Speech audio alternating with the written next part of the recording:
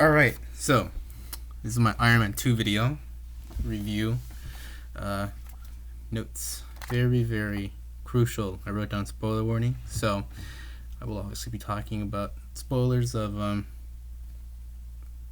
just to keep it simple, probably most of the Marvel movies. I know I'm only supposed to talk about the movie, but I go off track and I like to talk about other movies sometimes, and I like to. It's a problem. It's an issue. I struggle with it a lot. This is why I can't tell stories a lot. Well, I can. I'm like, eh.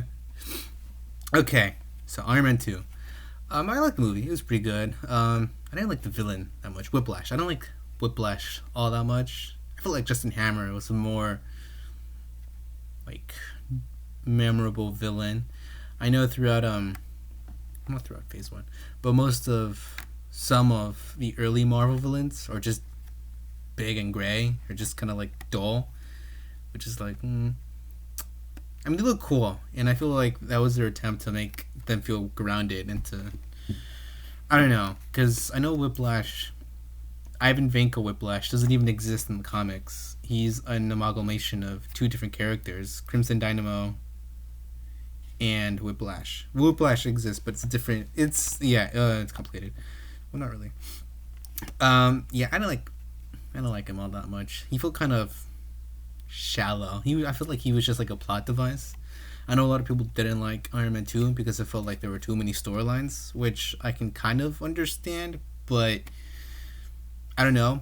Like, I actually kind of like that there were kind of different storylines, like the Avengers, and setting up for the Avengers, and then Coulson going off to do Thor, and then him dying, and then him solving the arc reactor palladium thing. I don't know. I felt like it was fine for an Iron Man movie. I liked that there were multiple storylines because that's pretty much what the Marvel Cinematic Universe is. Multiple storylines within one storyline, different branches and stuff like that. So I felt like that shouldn't be a problem.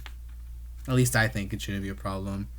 Because, I don't know, you try watching Captain America Civil War, you kind of have to watch all of the Cap movies, and Ant-Man, and the Avengers, and then which one else is?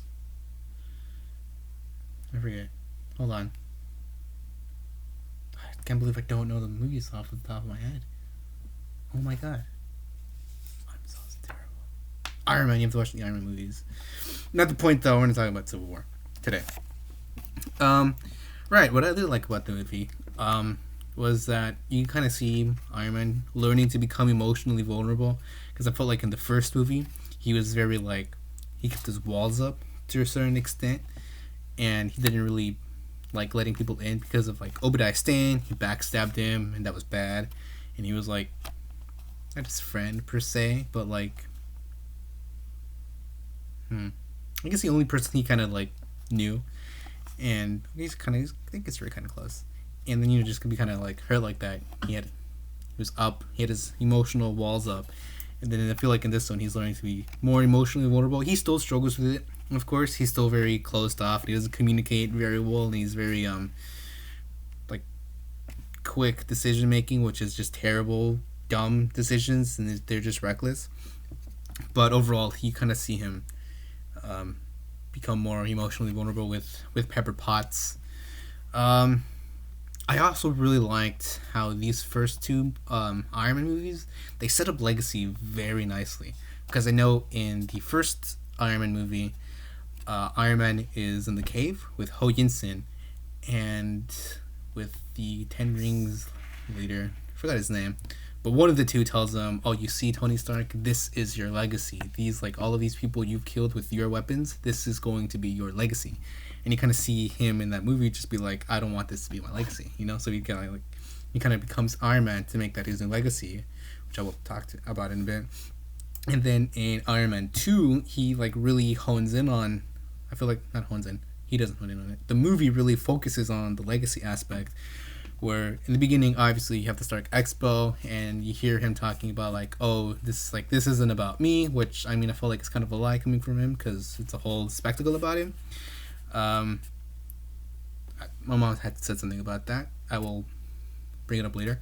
Yeah, he's like very skeptical about it. So yeah, when he says it's not about me, it's not even about you, it's about our legacy and what we leave behind.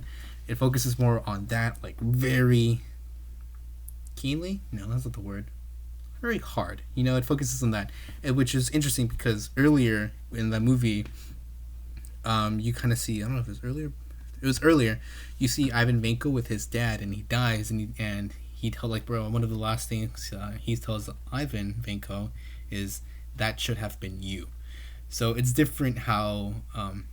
No, it's interesting how different each parent left their child with a different legacy and what it is they chose to do with it and the decisions that they're given.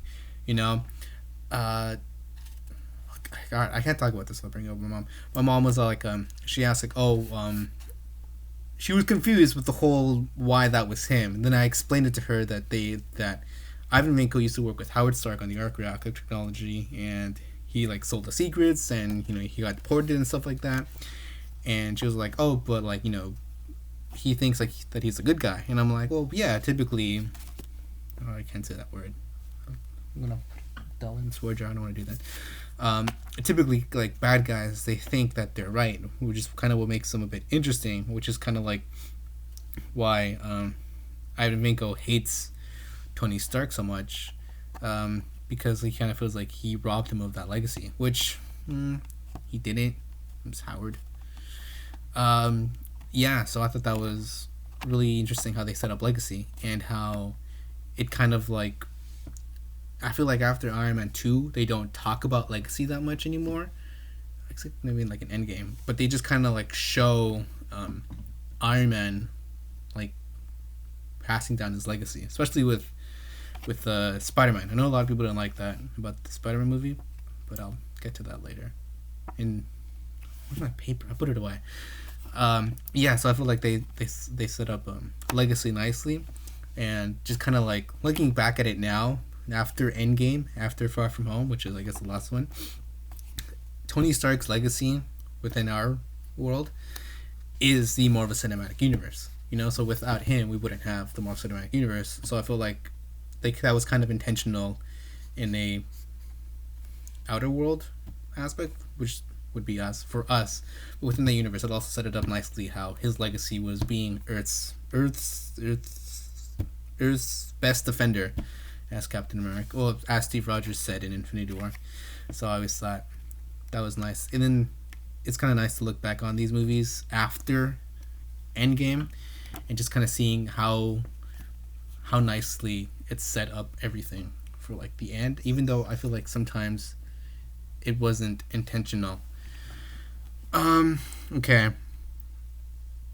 And for mistakes. Oh, he also I'm not even following my notes. I'm going back and forth. He also learns from his mistakes a lot, which is one thing that was really interesting about the Iron Man character. Because, I mean, this is like his second film, so there's not much for him to learn about yet. But you kind of see, I think it's how I spoke about this in the first Iron Man movie. You kind of see his suits get better, and you kind of see him go like, Ivan Vanko wrapped him around in his whip thingy and shocked him, and it like damaged the suit. And then in Avengers, Thor overpowers his suit, so I thought that was cool. Oh yeah, I felt like Justin Hammer was a much better villain than Ivan Vanko Whiplash. I don't know, it was just something about it because kind of Justin Hammer had a more personal connection with Tony Stark in the sense that he was his competition, and they kind of didn't grow up together, but they like they were raised very similar. I guess Justin Hammer is like what Tony Stark could have been if he hadn't, and yeah, I feel like the movie could have been a lot better if they just didn't use Whiplash, and if they just kind of focused more on Justin Hammer and maybe like him creating Iron Man suits and like selling them out to people. That would have, I feel like that would have been a lot more interesting than having Whiplash. Yeah, the too many storylines. That's my last point. Too many storylines. I thought that was fine. I actually don't mind this movie that much. I really like the suit up scene when in Monaco with the Mark V. Oh, it's so cool. Okay, yeah. So my review on the movie. That's not much of a review. I'm just talking about the film. I feel like the word review in these videos are very misleading. Talking about my mom now. So my mom really likes all of these movies. So far, her favorite one is Captain America. But I'm not talking about that right now. She really likes how in this movie you can kind of see Tony Stark learning to accept other people into his life and letting them help him when he needs help. Because throughout the movie, you kind of see him struggling with that. So we kind of like that similar aspect. We were also talking the other day, and she was saying like, "Oh yeah, like I know none of these movies are like real, and they're all impossible, like aliens and super soldier drugs and a flying suit of armor." But she said it was very interesting how like very realistic they felt, because I guess they had all these ground rules that they kind of stayed true to. So she also really liked that, and she also liked how Iron Man feels like the most realistic one, because it's like technological. I think that's the word. Yeah, how it's very grounded in technology, and how like technology has advanced a lot in like the last few years, and I don't know to what extent, but just really liking these movies. And when Iron Man first showed up in the expo with like all of the fireworks, the lights, and the cheerleaders, she just kind of looked at me and she was like, "Oh, he's very like egotistical. He very likes like the being front center of everything, right?" And I was like, "Ah, oh, you have no idea." Oh, an interesting thing that she keeps bringing up. Okay, so in this movie, Black Widow was obviously introduced for the first time 10 years ago, and her movie should have been coming out May 1st, but it's got delayed, and it's not the point.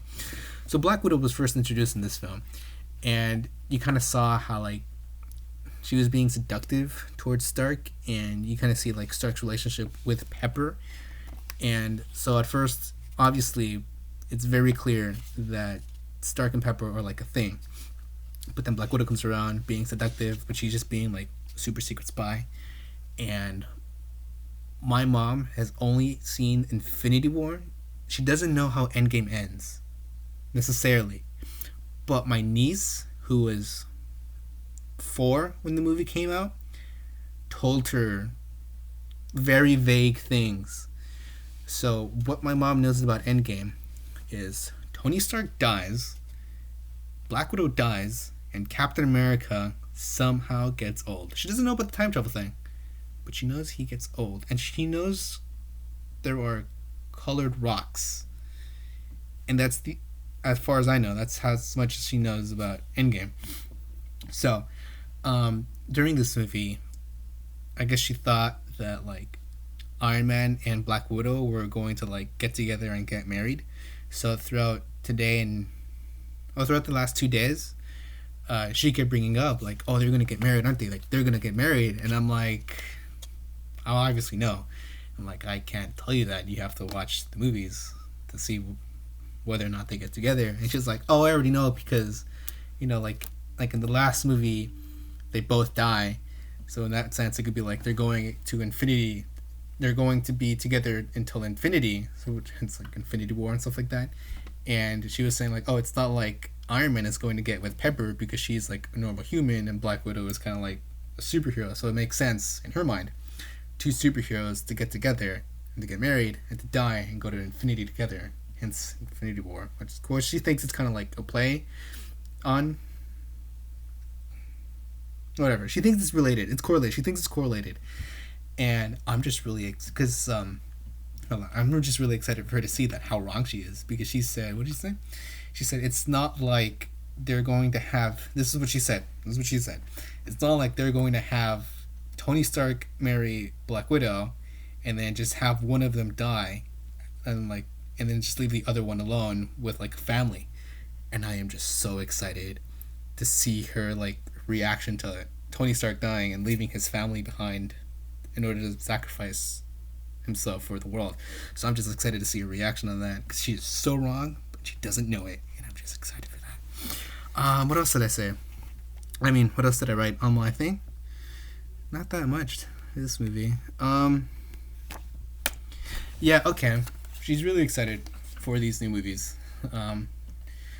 I talked to her about, I'm thinking about possibly interviewing her before and after Endgame, and whenever we talk about these movies, she's always telling me, "Oh, but like I'm so old. I don't know if you want to hear my actual opinion on this." And I'm like, "No, mom. I really want to hear what you have to say about these movies because I already know my opinion.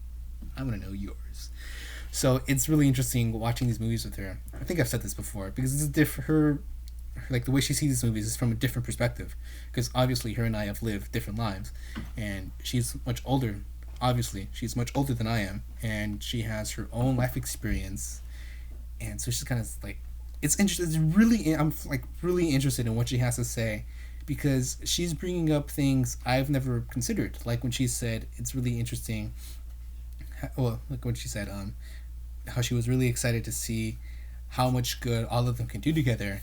I never took that into consideration. I just wanted them to all meet so I can see like their different powers and stuff like that and see so much stuff get blown up. So that was really interesting. And yeah, I'm really having fun watching these movies with her. I hope she's having fun. I mean, it seems like she's having fun. I asked her what she doesn't like about these movies so far. And the thing about her, she gets like not emotional. She gets really invested. So throughout the movies, she's like, she gets really like, what's the word? She gets put on the edge of her seat a lot, and she hates that.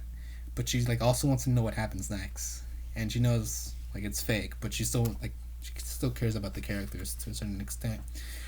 And so yeah, so tonight, hopefully tonight, I know I say we're gonna watch the next movie the next day, but sometimes we don't because something comes up. So if I ever do say that tomorrow we're going to watch said movie, we might not watch it.